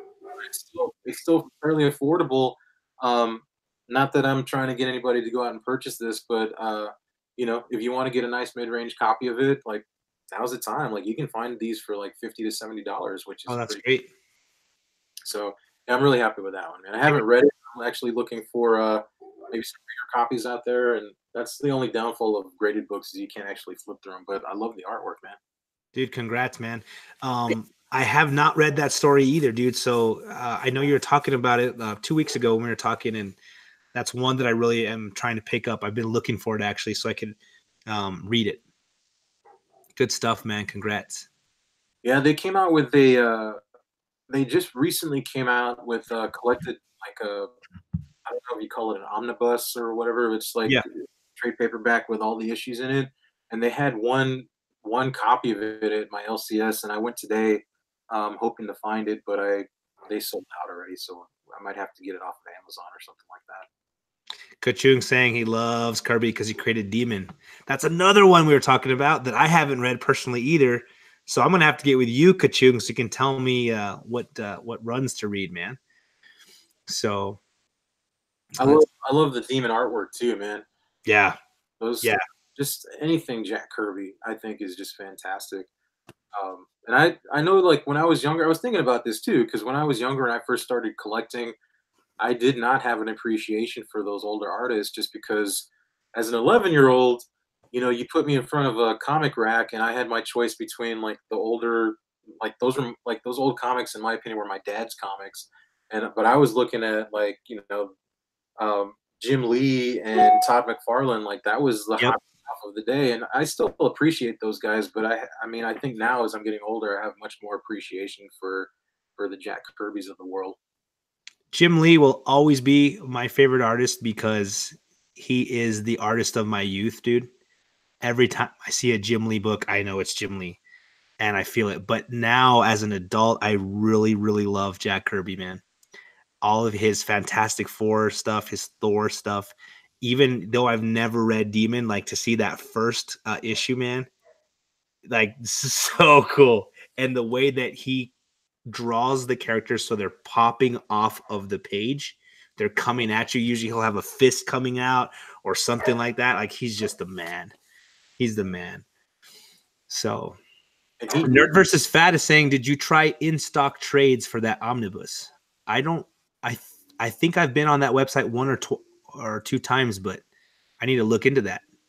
that website is insane. Like we'll have to maybe look into that on a future episode. But just really quickly, like if you're looking to buy like a trade paperback or an omnibus or something like that, for some reason you can get them extremely cheap on that website, and like way cheaper than you can get it at, like, well, at least for me, like way cheaper than I would find it at my LCS. I mean, you're talking like sometimes like 70% off of the Yeah, cover, man. yeah. Stuff that's like brand new. It's crazy. You know what? I'm having to go to digital when I'm going to a lot of back issues, or new runs I want to get into, new reads because I'm running out of space, man. And so like I was picking up all the like I got all these Green Lantern books for my show with Matt that's going to be on tomorrow. And man, I mean like I have so much like so many books and so little space that I'm starting to go digital, man. So I picked up a couple of stuff digitally lately, and I love it though too because sometimes when I'm reading, I when I'm reading a comic, right, I'm just like really careful with it, and like so I can't like just lie on the bed or chill with it. You know what I mean? Like, but when I bust out my iPad and I'm just sitting in bed like flipping through it, I don't know, man. I kind of like it. And I know a lot of people are gonna hate on me for that, but I really enjoy like just flipping through my iPad, and I don't know. I mean, I don't. I mean, I definitely will pick up a digital issue every now and again if I'm super excited to read something and I can't find it. I did that with like issue number 3 of Immortal Hulk. Like I couldn't find it anywhere, and I was too impatient to wait for it. Um, but and I also think it's really cool. Like this, I guess it's like the storyteller mode or whatever, where it kind of like follows the panels and it Yeah, almost looks like it's animated. That's cool, but it's not the same as reading the I actual. feel you. I feel you. I do. But because I'm running out of space, man, that's the only reason I'm doing it. And I've learned to like it, especially like when I went on my trip to New York. I was on the plane. Um, from here to Dallas took 2 hours. Then from Dallas to New York, it was 4 hours, right? Then the wait in between. So instead of carrying a box or a backpack with a whole bunch of comics in it, I just had my iPad with like thousands of books in it. And that it was real convenient, real nice to be able to do that, man. But there is nothing like flipping through the book and smelling it and wondering who bought this for the first time, or telling your kids like I literally bought this book off the rack when I was your age and I've read it 1,000 times in my bedroom, and now here, check it out, read it. There's nothing that beats that. You know what I'm saying? Yeah, for sure. I was actually thinking about that the other day. Like we talk about this idea of being a collector, and I mean, I think certainly that's a term that we can throw around. But I like I wonder, like I think about why I purchase these books. Somebody mentioned earlier, like, if you want it so bad, why don't you just get the True Believer version, or you can read it online or whatever. Like, and that certainly is true, but there's something about having the actual thing, Yeah. that's not the same. And I like to think of myself, or maybe another way we can think about ourselves is like as a curator of a collection, because there's even if we own these books for our entire life, like if I bought one of these books at the store off the rack, and I owned it from the time that I was 11 years old till the time that I die, um, it's still not going to be mine forever. Like I could even pass it on to my kids or to a nephew or something like that, but eventually like that book's going to be like it's going to travel to somebody else. And I think that we're not necessarily like like it doesn't belong to us. Like we can only be good stewards of the book, like while we have it, treat it right, make sure we take care of it so that the next person can enjoy it after we don't own it anymore, whether we sell it or whether somebody else inherits it. Like, Yeah, that's a good I point. That's a love good that point. I That's a really good point, man. Oh, Nerd versus Fat in Amarillo, Lubbock. Been through there twice this year, man. That's a really good point, man. We are stewards, and I my oldest book is in from the 50s. I don't have any golden age, but I when I hold it and look at it, and I'm like, man, I wonder what the story is of this book, where it's been, who's read it, where it was bought, and purchased. You know what I mean? It's so neat to think about it, man. And I don't know. We are stewards, and we got to keep these books. We got to keep these books safe. I love it when I love it when I see like when people write their names on the books. Like, that was a pretty common practice, like back in the day. Like, people would write their name, or when there's stamps on them, or like, I know these things definitely bring the value down, but it adds to the history of it for Yeah. sure. One of my favorite books that I own is Silver Surfer #4. It's one of my favorite covers ever. It's got both Thor and Silver Surfer like going at it. Um, but when I went to buy it, the reason I bought that specific copy was because it had a date stamp on it of my oldest son's birthday. Oh, cool. And so when I saw that, I was like, oh my gosh, like it's just meant to be. I've got to get that book. And then when I brought it home, I told him, I'll never sell this book. When you get old enough, I will pass this on to you and it will be yours, man, because it's got your birthday on it. And so I got that one at CGC right now. I can't wait to see what it comes back as. Eric But Kaching was saying that's a really great way to think about it. Um, yeah, I've been thinking about it for a while. But what's crazy about that is if you do subscribe to that way of thinking, um, you have to believe that these comics don't really belong to us, do they? Like, even though we purchased them and they're in our possession now, like, they don't belong to us. They belong to humanity, I guess. I don't know. Maybe that's like a that's I don't know. I'm dreaming too big, right? But you never know. I mean, how long are these books going to last? Like I said, my friend that brought his collection to me, like, these were sitting in his garage and they were just rotting away.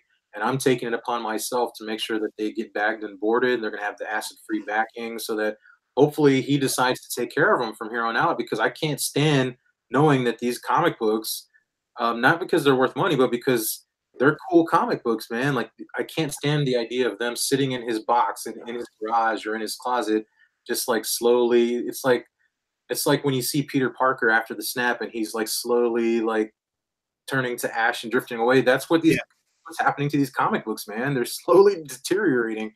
So I'm trying to help him out in that respect. Whether he appreciates it or not, I don't know. Like, I yeah.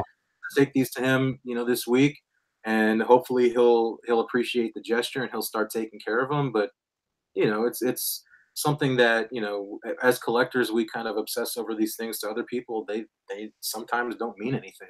Yeah. That is definitely going to be a topic of one of our episodes, raw versus graded, because there are people like me that are after those high grades. And then there are people like you that are saying like there's nothing like having that raw copy in your hand. And I'm both. I love them both, man. But there are people that like hate graded books, And so, and then even Nerd versus Fat is saying that's why I love the low grade books. What it lacks in value, it makes up for in history, you know? So that'd be a great thing to talk about, kind of go back and forth. And anybody in the chat wants to be on the show, please come and join us, man. We'd love to have some of you on. So Yeah, who's going to be the first person to accept the challenge, man? I know, right? So anything else you want to add in before we call it a night, man? We're about the 2 hour mark. I mean, I can go all night, man. I love talking about this stuff, but if people Right? are getting bored, then or if you need to leave, like that's totally cool. But um, no, I just I love this hobby. I think that it's great. I think that the best thing that we can do is to just treat each other with respect, man. And I try to do that in the hopes that people treat me with respect. And I think that partly why I do it is because I've been burned in the past, and luckily, I mean, I think you reap what you sow. Honestly, I think you reap what you sow, and you also like you also should surround yourself with the type of people that you want to be. Like Yeah. so.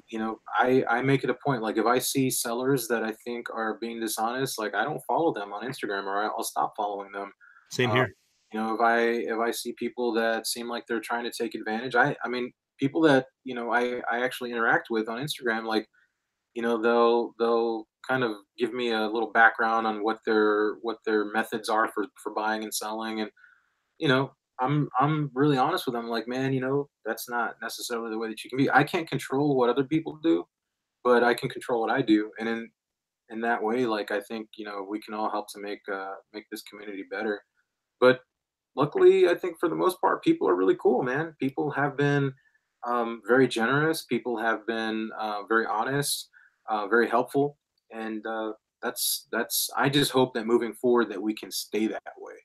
And luckily, I haven't run into too many people that um, have tried to take advantage of me. But I feel like that's why we do this. Like we're trying to do our part to help continue to build and grow that community, because at a certain point, like if it starts to grow a lot bigger, it starts to lose that intimacy. It starts, who knows what's going to happen, where we'll be like even a year from now, and I just hope that as leaders in our community, like if we can inspire other people to be honest and just good, like maybe to Yeah. quote Bill and Ted, be excellent to each other, man. Dude, I love that, bro.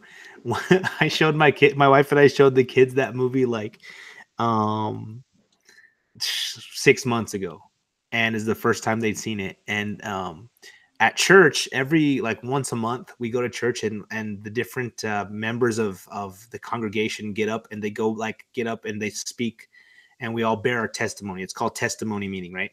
So we get up and we take turns like saying why we know the church is true, or something that we went through and we learned something about God or whatever, right? So my son's like, Dad, like I'm gonna get up there and I'm gonna say that quote to everybody at church. Like that's how I'm gonna get up there and be like, dudes, be excellent to each other. So I was like, dude, I dare you. If you do it, I'll give you $10. So he wanted to get up there and say that, but then I'm like, no, just hold it back, brother. Hold it back. Well, we totally love that, dude. We totally love that. So I agree with you 100%. And to further your point, if the books aren't ours and we're just stewards of the books, then we're also stewards of our brothers and our sisters out there collecting. You know what I'm saying? And I agree 100%, dude. The things that have happened to me really ticked me off. I do not like that guy anymore at all, and I don't ever want to do that to somebody else. So we got to make sure that we're honest with people. If we want a certain amount of money for a book, like there's some books that I have back here that I'm not going to sell until I can get what I want for them. You know what I'm saying? And that's okay, as long as I'm honest with people and they know, like, hey, this is it. It's a 9.8 white pages. There's no fudging that. And here are pictures, and this is what I'd like for it. And if they can find it cheaper somewhere else, that's cool. And I'll hang on to it until I can sell it at that point, But if I'm making up lies or knowing I'm taking advantage of someone that's new in the community, like I wouldn't be okay with that. And so I don't want it to happen to me, and I don't want to pass it on to anyone else. So, but I think that's it for tonight, brother. I really appreciate it, man. It's always awesome to hang out with you. Uh, just it's great to be able to talk and geek out and think about these things. I really appreciate everybody that showed up tonight. We had a lot of good comments, a lot of our friends in here. Really appreciate you guys being here. Texas 3507 says he'd love to be on the show, John. So we got to get him on sometime. One of our other Texas fellows. And he's saying there's a Bill and Ted reboot coming soon. So that's going to be totally cool, man. So, guys, thank you so much for being here. We really appreciate it. John, before we go, do you have anything coming up that you want to talk to anybody about or share? I let's see. I guess in the next couple of days, I'm gonna probably shoot another unboxing video. And I mean, nothing major. Like right now, I'm at a very busy point at work, so I don't have the time to spend shooting videos every day as much as I would like to.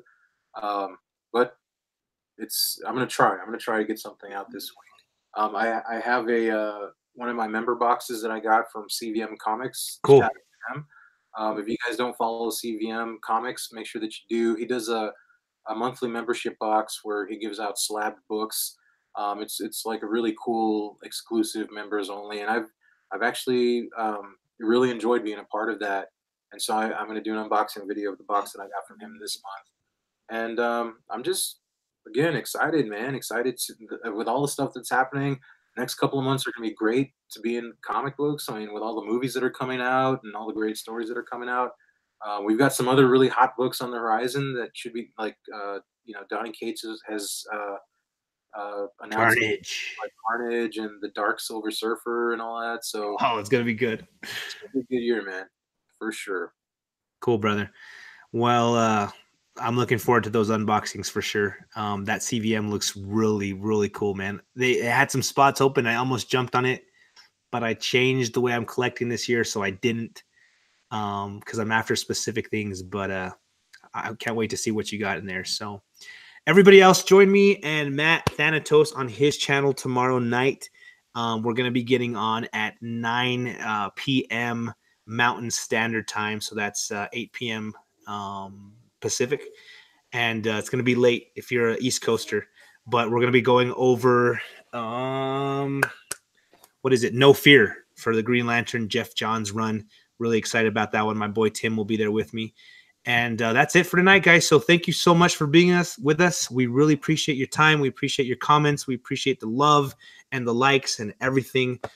Thanks so much. And if you want to be on the show, DM us. And that way we can get with you and figure out an episode where you'd be able to share something that's happened to you, where you can give some knowledge to the comic fam and keep them from getting hurt. So thank you, guys. Have a great night. We'll talk to you later. And as always, mischief managed.